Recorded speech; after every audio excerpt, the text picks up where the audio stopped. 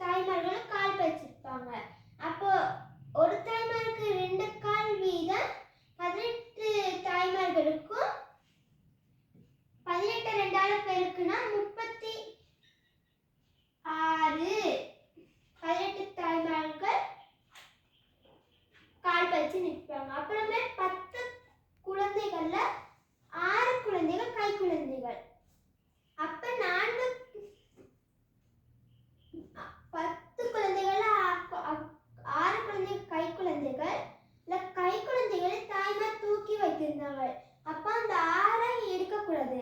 அப்ப 10 6 போச்சுன்னா மிச்சம் 4 ஒரு குழந்தைக்கு 2 கால் வீதம் 4 2ஆல் பெருக்குனா 8. அப்ப 4 குழந்தைகள் கால் பதிச்சு நின்றுப்பாங்க.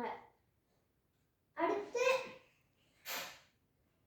7 சிறுவர்கள். அப்ப 7 சிறுவர்களுக்கு 2 கால் வீதம் 14. அப்ப இவற்றை கூட்டுனா 36 14